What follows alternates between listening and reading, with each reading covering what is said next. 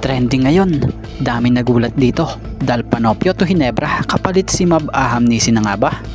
At si Stand kasama sa plano ng TNT. Bukod dyan, may plan B pa pala. So yan ang ating mga tatalakayin. So desidido nga ang TNT na ituloy ang kanilang Grand Slam target this PBA Season 50 matapos kapusin last conference at season dahil sa pagkakatalo nila kontra SMB sa 49th season ng PBA Philippine Cup.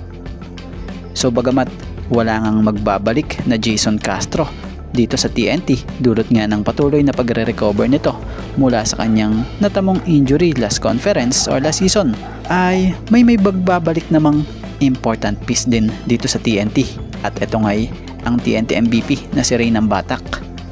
At balita'y fully healthy na ito at nakakapag-ensayo na rin. At speaking of TNT, balita nga ngayon sa koponan ito ang pagnanais nila na maisama sa hanay ng team itong nooy na balitang nagretiro na manlalaro ng Terra Firma na si Christian Stan Hardinger. Pero kung hindi nga po makukuha daw ito, may plan B ang TNT na kung saay itong si Justin Chua na siyang hawak ngayon ng Blackwater Bossing.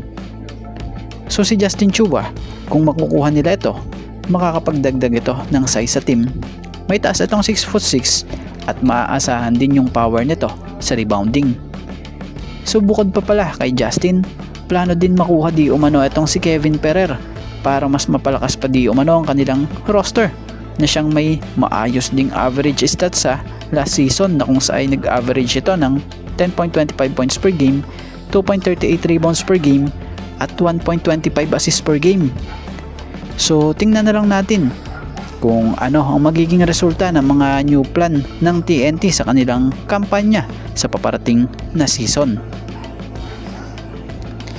At about naman dito sa trending nga po ngayong usap-usapan matapos ang naging matinding post ni Sir Snowbadwa, credit po na siya namang pinutakte ng mga comments na di umano'y etong si Mab Ahamnisi ang kapalit ni Dal Panopio.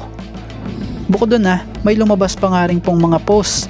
Isa na dito ang post ni Basketball Zone and Barangay Hinebra Forever na may caption pa ngang mukhang may gagalaw na sa Hinebra Snowbadwa na nagpahiwatig.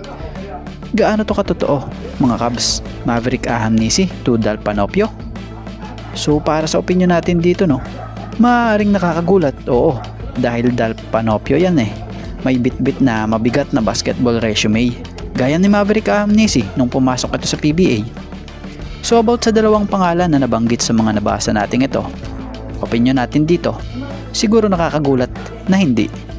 Dahil noon pa man, madalas na ring nalalagay sa mga trade rumors ang pangalan ni Mab Ahamnisi. Mahusay si Mab Ahamnisi, oo, kaya lang marami di umano ang nakapansin na parang hindi raw di umano fit ang laro nito sa triangle system ng Hinebra. So about naman kay Dal Panopio, former Batang Gilas player na nakapaglaro nga rin sa iba't ibang liga sa iba't ibang bansa. At kamakailan lang nakasama ni Coach Tim na kung saan nakita pa ng harapan ni Coach Tim ang laro ng player na ito na siyang aminadong gusto niya para sa team, itong si Dal Panopio. Kaya lang wala pa nga po silang kasiguraduhan dahil nasa pahuli pa nga po ang pick ng Hinebra sa first round sa 50th season PBA rookie draft. So sa madaling salita, hindi nila hawak ang mangyayari. Pero kung makakagawa nga ng paraan ang Gins para makuha ito, sa tingin naman natin or opinion natin dito, possible fit ito sa system ng Hinebra.